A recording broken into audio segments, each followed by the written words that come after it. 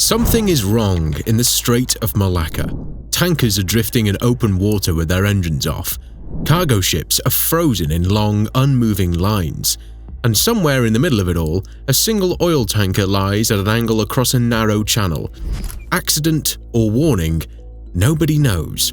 But in that moment, every market on Earth panics, because one tiny waterway, barely visible on a map, has just stopped breathing. Now picture you're the leader of a nation with 1.4 billion people. Your factories, your power plants, your entire rise from poverty to global influence, all of it depends on a steady, uninterrupted flow of energy. But almost 80% of that vital lifeline must squeeze through a single maritime bottleneck, an 800-kilometer stretch of water that your rivals patrol, monitor, and could shut down without ever firing a shot. It's like your entire country drinks through one straw, and that straw runs straight through the hands of the people who could choke it at will. This isn't theory, this is China's greatest strategic nightmare, and it has a name: the Malacca Dilemma. A fragile corridor where one stalled ship, one naval standoff, or one unexplained incident can trigger an economic crisis felt across the entire planet. Today we're diving into the world's most dangerous waterway, the narrow passage that powers Asia, feeds the global economy, and hangs over Beijing like a ticking geopolitical time bomb. Welcome to Empire Secrets.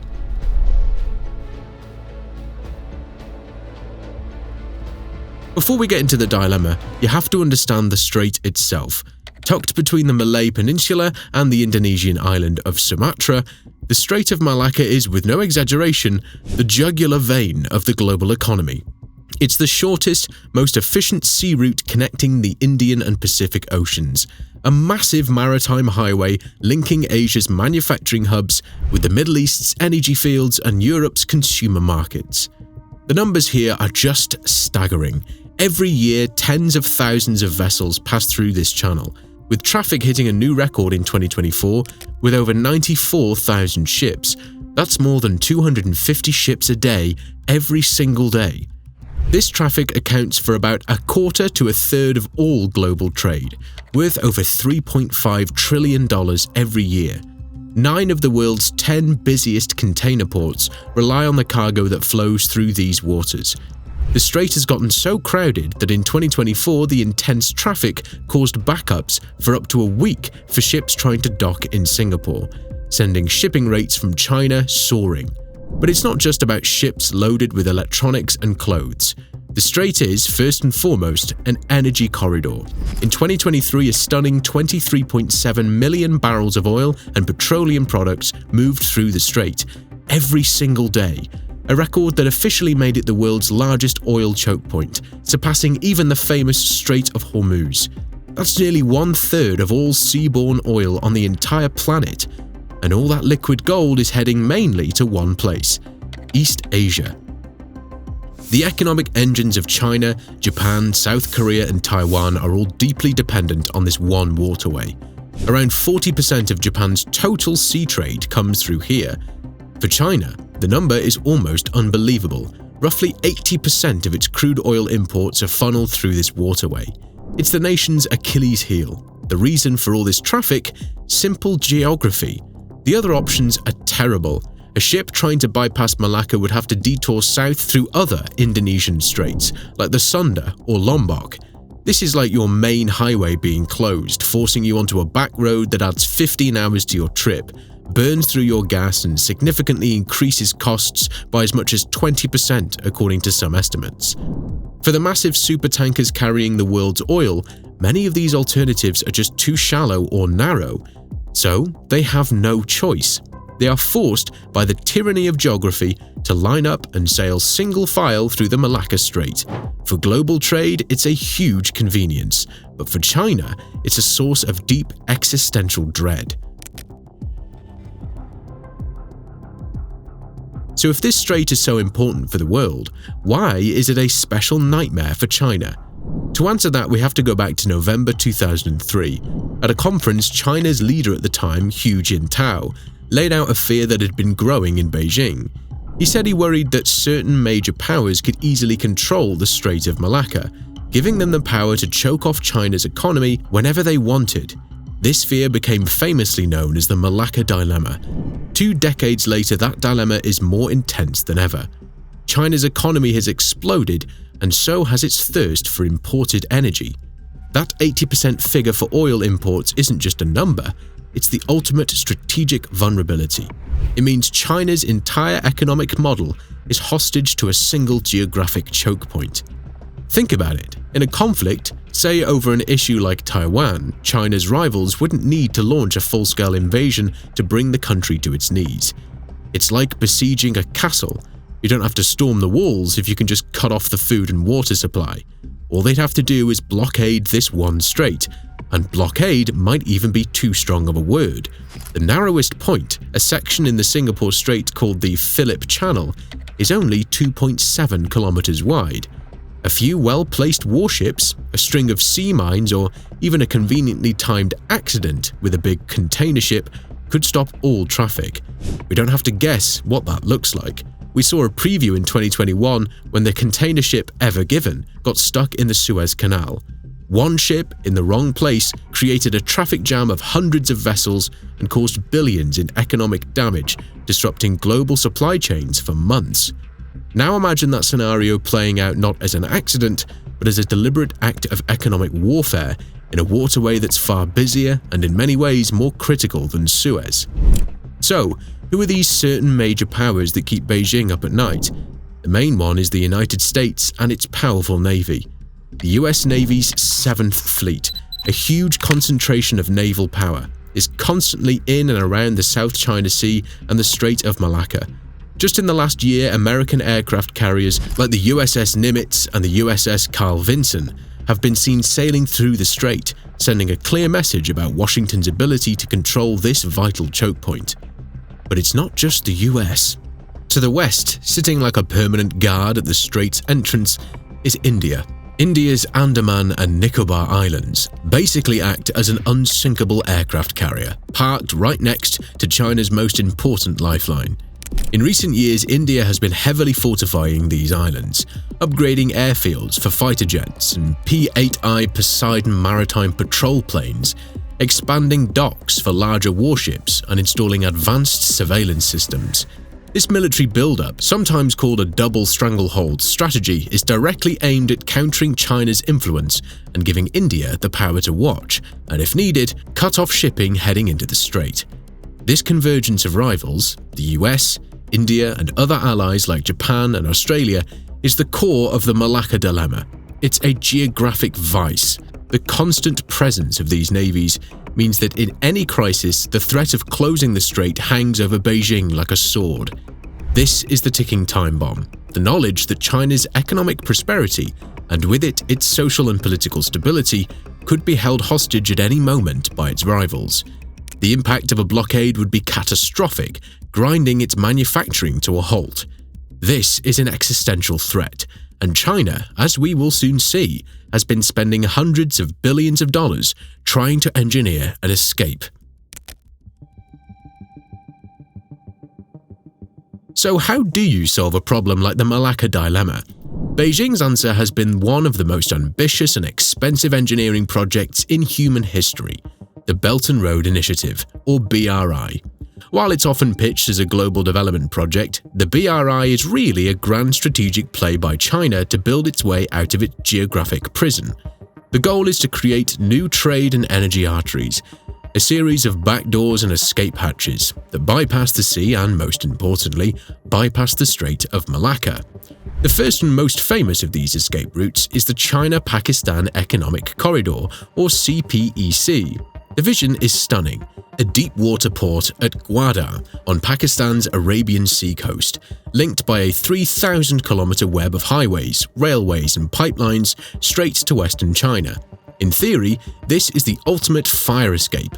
Oil tankers could dock at Gwadar, unload their cargo and have it piped overland directly into China, avoiding the long, vulnerable sea journey entirely. Billions have been poured into this, with China funding everything from power plants to a metro line in Lahore. But this overland shortcut has been anything but easy. The corridor slices through Pakistan's Balochistan province, a region simmering with a long-running separatist insurgency. Militant groups seeing CPEC as foreign exploitation have repeatedly attacked Chinese engineers and projects, requiring a massive and expensive security operation. The terrain is also brutal, crossing some of the world's most rugged mountains. Plus, the corridor runs through Kashmir, a territory hotly disputed by India, which sees the project as a violation of its sovereignty. So while some parts are running, this fire escape has proven to be fragile and risky. Realizing this, China pushed for a second bypass, the China-Myanmar Economic Corridor, or CMEC. This route looks even more direct. It involves a deep seaport at Kyak Phu on Myanmar's coast, with oil and gas pipelines running from there into China's landlocked Yunnan province. These pipelines have been active for years and on paper offer a direct shot of energy from the Indian Ocean into China. But again, reality has been messy. The 2021 military coup in Myanmar threw the country into a brutal civil war, making it a highly unstable partner. The 800-kilometer pipeline corridor, the emergency exit, is caught in the crossfire between the military junta and a swarm of ethnic armed groups. China now has to play a complicated game, dealing with the junta it officially supports while also managing relationships with the rebel groups that control the territory. Even if it worked perfectly, the Myanmar pipeline can only carry a small fraction of the oil China needs. It's like using a garden hose to put out a skyscraper fire. It's a backup, not a replacement. Beyond these two corridors, there have been even more dramatic ideas. The most famous is the Kra Canal, a long-debated plan to dig a massive canal across southern Thailand. This would be like building a whole new front door, creating a brand new waterway that bypasses Malacca completely. But the mind-boggling cost, immense environmental damage, and Thailand's own fears about splitting its country in two have kept this project stuck on the drawing board. Finally, there's the long-term hope of the Northern Sea route. As the Arctic melts, a new shipping lane is opening up along Russia's northern coast. China has eagerly branded itself a near-Arctic state and is investing in icebreakers. But for now, this secret passage is only open for part of the year, requires special expensive ships, and puts China's trade under the watch of another major power, Russia. It seems every escape route just leads to another geopolitical trap. While these flawed land-based escape routes have been slowly taking shape, China hasn't been ignoring the sea. In fact, it's been doing the exact opposite.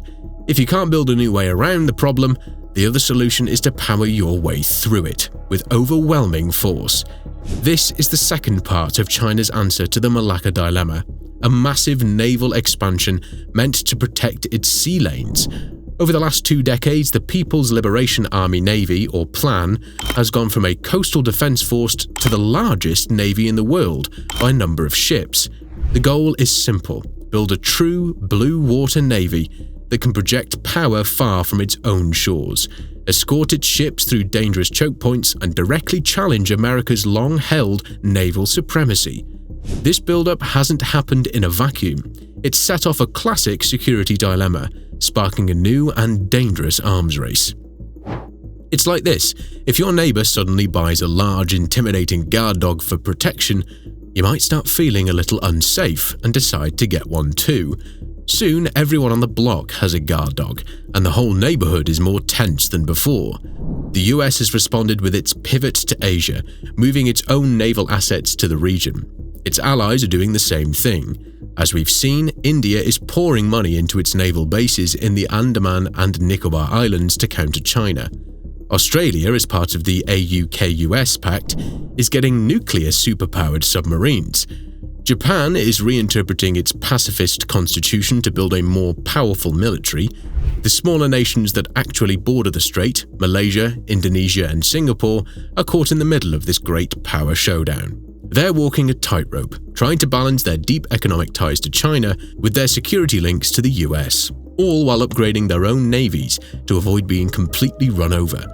And there's another volatile ingredient in this time bomb: crime.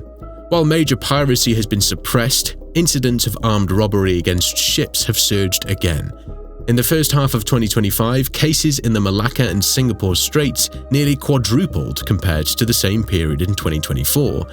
Most are opportunistic thefts targeting slow-moving ships in the narrow lanes, but the threat of a more sophisticated maritime terrorist attack, maybe on a massive oil or gas tanker at the Strait's most crowded point, is a constant and terrifying possibility that keeps regional security services on high alert. The Strait of Malacca is so much more than a busy shipping lane. It's a geographic fault line where the tectonic plates of global power are grinding against each other. It represents a fundamental, maybe even unsolvable problem for China. Its massive economic power is chained to a fragile geography controlled by its strategic rivals. China's grand strategy, the Belt and Road Initiative, is a multi-trillion-dollar gamble to engineer a way out, to carve new arteries of commerce that can free it from this geographic vice. But every alternative, from the mountains of Pakistan to the jungles of Myanmar, has been filled with its own risks and complications.